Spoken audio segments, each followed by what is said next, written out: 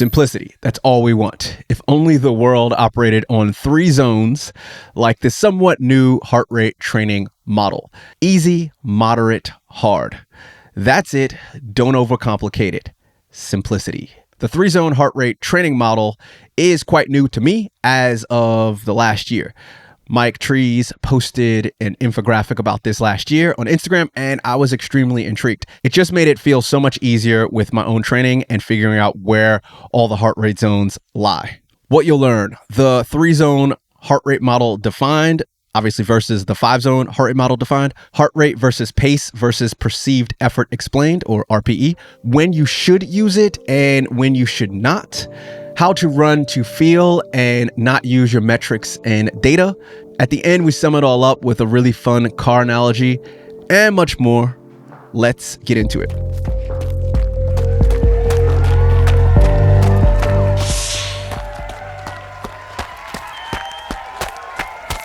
So, using the 3-zone training model, Mr. Mike Trees, aka Run Dart Energy. Maybe start out by defining it and maybe put it against the traditional 5-zone system. The 5-zone model was really developed by Polar heart rate monitors back in the 90s. The very first model was 50 to 60% is zone 1, 60 to 70% of your maximum heart rate is zone 2, 70 to 80% is zone 3, 80 to 90 is zone 4, and above 90% of maximum heart rate is zone 5. Roughly, zones 1 and 2, afterwards with a bit of research, became the aerobic zones. Zone 3 was that sort of anaerobic threshold zone, or AT as people call it. And zone 4 and 5 is the anaerobic, or the red area, where you're using more oxygen.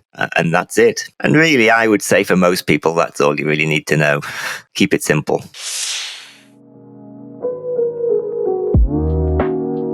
So this is based on heart rate. This is not perceived effort or pace, correct? So these zones are always based on heart rate, which traditionally it's used in hospitals. It's still a very valid scientific tool. Researchers use it a lot. And that's traditionally based on a score of 1 to 20. So for me, for example, I've simplified it from a scale of 1 to 20 to 1 to 10. It just makes it easier. So an easy run might sit at a perceived effort of 3 out of 10. So I'm running along. Is this hard? No, it's quite easy. On a scale of 1 to 10, with 10 being the hardest, I'd say this is about 3 out of 10. So then I think, yeah, that's an easy run. A marathon race pace might start off at about a 5 out of 10. And so you're crossing the finish line somewhere probably like 10 out of 10 because everything hurts. It's so painful. Although heart rate gives you what your heart is doing, often it's good to have a perceived effort, what you feel like when you're training as well. Yeah, I actually, funny enough, I'm on the, I really like the 5-zone model for perceived effort one personally.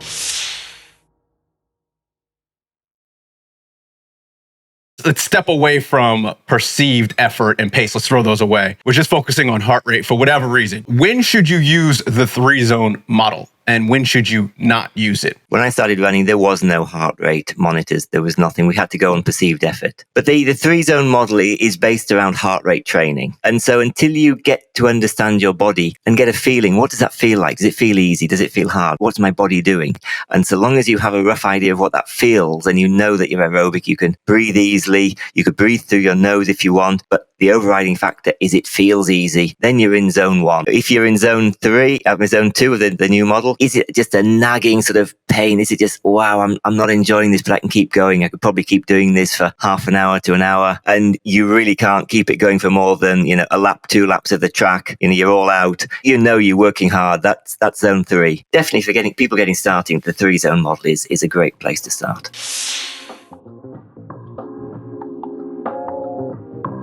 I feel like when you go to the 3-zone model, zone 2 correlates with that gray zone. Is that correct? The gray zone really is zone 3, is zone 2 of the new model. But really, it's interesting because when I go for a run, I don't think in terms of zones at all. I just think easy run and just go and run easy.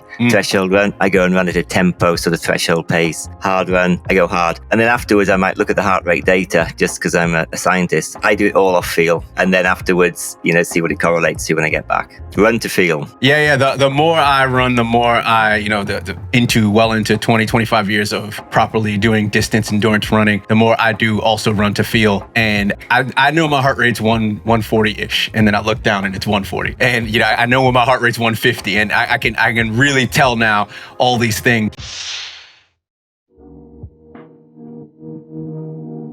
when you should use it, when you should not use it. Probably if you get more experienced and you become more in tune with everything and you want to use more perceived effort and pace to get more specific times. Anything else you want to add to it, Mike? Yeah, let me just give you one little analogy to finish off this thought off. So when you're driving the car in the 30 mile an hour zone or the 50 k's an hour zone in the city, you're not sitting there looking at the miles an hour or the speed constantly, because that's dangerous, because you've got to watch the road. Yeah, this is about 30 miles an hour. I roughly know what speed I should be doing. And once in a while, you'll glance down and think, yep, 28, I'm there or thereabouts. It's the same with heart rate training. Just get out there and run. And once in a while, just check in with yourself to see, I am where I should be. And constantly looking down the heart rate and say, oh, got to go slow down a bit. It takes a while to adjust. Just imagine you're in the car. You roughly know what speed you should be driving, and you just check at that speedometer once in a while to keep it under control. I love that there's so many car analogies for endurance sports, and especially for running. We can keep going down the list, and I'm sure we'll have a whole lot more as we continue and you listen to this podcast.